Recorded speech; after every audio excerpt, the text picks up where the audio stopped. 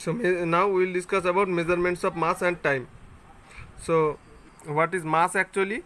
Mass is the amount of matter contained in an object, or we can say that mass is the amount of substance contained in an object. Okay, so how we can measure the mass? So we can measure the mass by using three types of balance. So one is physical balance, and one is simplified form of beam balance, and another one is electronic balance or digital balance. Okay, this is a beam balance, and this is a physical balance, and this is an electronic balance or digital balance. And we can also use compression balance. Okay, this is a compression balance. Clear? So generally we use beam balance to measure the mass. Okay, in at grocer's shop also a simplified form of beam balance is used to measure the mass of substances. Okay, and when physical balance is used, so to measure the mass of costly substances like gold, silver, okay, diamond, okay, to measure the mass of this type of things we use physical balance. Clear? Physical balance is actually used for very accurate measurements. Okay, now what is the units of mass? The standard unit, that means the SI unit of mass, is kilogram. Okay, in short form we can say that the SI unit is kg, that means the SI unit of mass is kg. So now we will discuss about multiples of kilogram. Okay, so to measure the mass of heavier bodies, okay, the if we use the the unit kilogram, then it is very much inconvenient. Okay, so in such case we need to measure the mass of these types of bodies with the help of bigger units. Okay, so the bigger unit of mass is quintal. Okay, and always remember that 1 quintal is equivalent to 100 kilograms.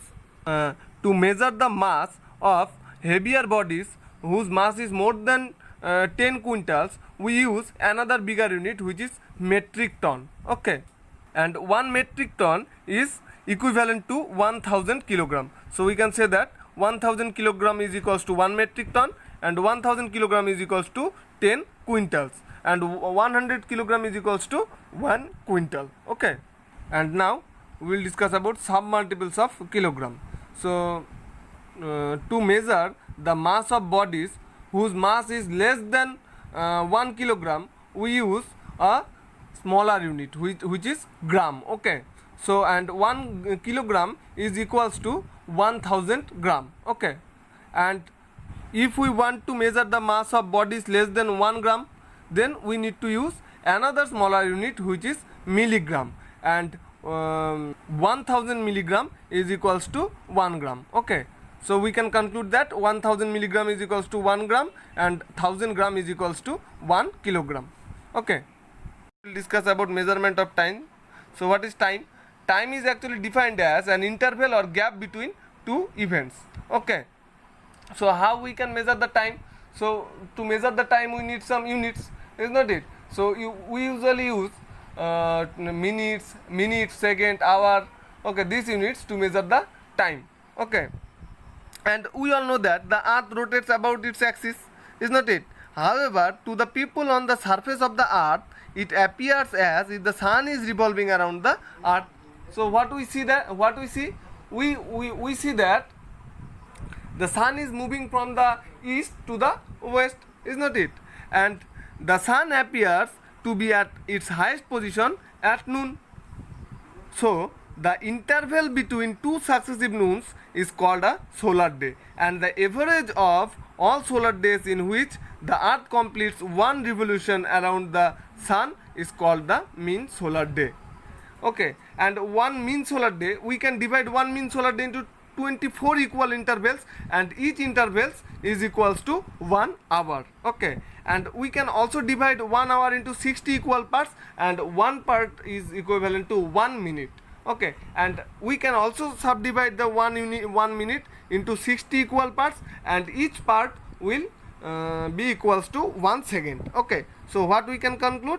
So we can conclude that 1 mean solar day is equals to 24 hours, and 1 hour is equals to 60 minutes, and 1 minute is equals to 67 seconds.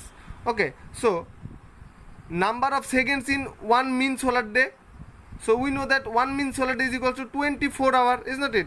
And 24 hour is equals to, and 1 hour is equals to 60 minutes. So 24 hour is equals to 24 into 60 minutes, is not it? And again 1 hour is equals to 1 minute is equals to 60 seconds. So 24 into 60 minute will be equals to 24 into 60 seconds, is not it? So thus the result will be 86400 seconds. So 1 mean solar day, so that means 1 mean solar day is equals to 86400 seconds. Okay, if we say that if 864,000, if 86400 second is equals to 1 mean solar day, then 1 second is equals to 1 by 86400 part of 1 mean solar day, we can say that, is not it? So what is the definition of second? Second is considered as the standard unit of time and is equals to 1 by 86400 part of mean solar day. Okay, and the bigger units of time is the bigger units of time are year. Now early methods of measurement of time, it is very much easy, so you can read it in your home. Okay, now reading 24-hour clocks. In rail station, airport, we see that 24-hour clock, right? So the time of arrival or departure of trains, aeroplanes is given by 24-hour clock.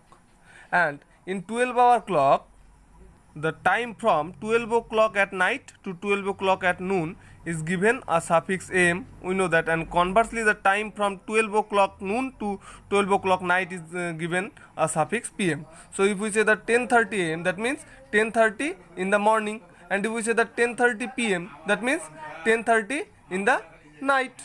Okay, so now rules for converting 24-hour time to 12-hour time. So 00 hours on 24 on the 24-hour clock means it is 12 o'clock at night. Okay, and 12 hours means it is 12 o'clock at noon. And the third rule is that the time between 00 hours to 12 o'clock at noon is taken as am. Okay, and the fourth rule is, in order to convert the times between 12 hours to 24 hours on the 24-hour clock into pm on 12-hour clock, 12 is subtracted from the given time. So if we solve some numerical problems, then we will get a clear idea about it. Okay, so the first one is convert following 24-hour time to 12-hour time. So what we need to do? We need to follow the fourth rule, is not it? Because the time 18 hour 57 is the time between 12 hours to 24 hours on the 12-hour clock, is not it? So what we need to do? So if we need to convert this 18 hour 57 minute into 12-hour time, so then we need to subtract 12 hour from the time, given time, is not it? According to the rule 4. So we need to subtract 12 hour from the given time. So the result will be 18 hour 57 minute minus 12 hour, that means 6 hour 57 minute, is not it? And we know that the time between 12 hours to 24 hours is given a suffix pm, is not it?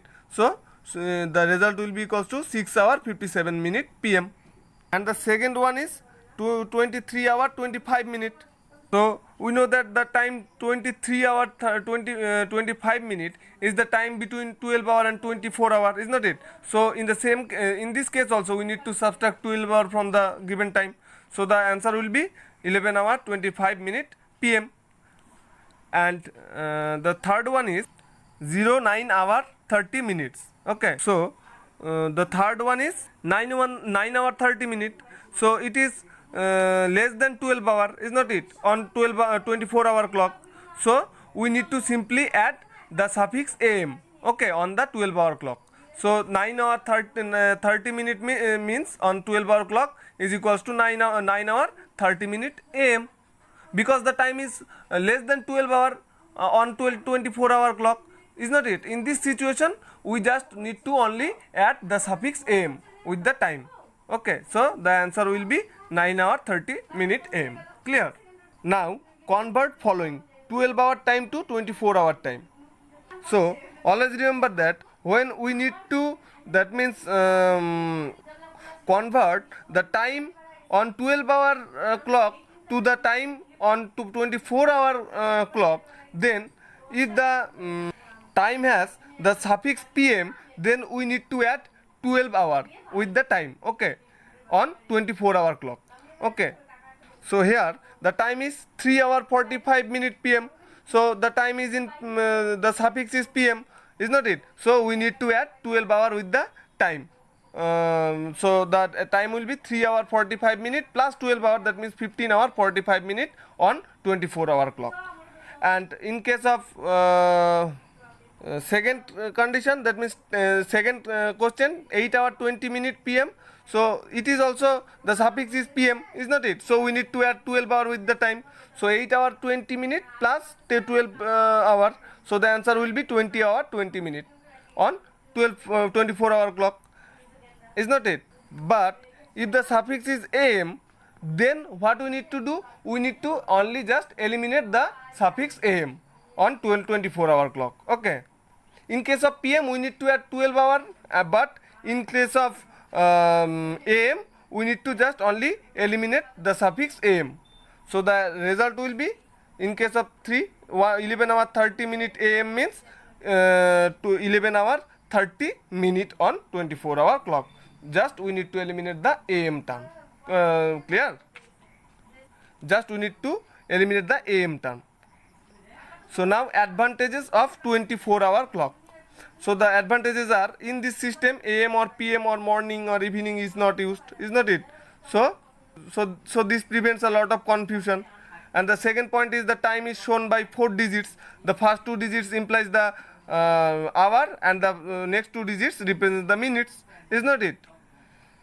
And the third advantage is the time mentioned from 0.01 to 12 represents morning to noon, and the time mentioned from 12.01 to 23.59 represents the time between the noon to midnight, is not it? And the fourth one is that same time is not repeated in the clock for 24 hour, is not it? In 12-hour clock, if we say that 11 o'clock, that means either 11 o'clock am or 11 o'clock pm, but on 24-hour clock 11 hour means 11 hour only, is not it? So so there is no repetition of time on 24-hour clock, is not it? So these are the advantages of 24-hour clock, okay.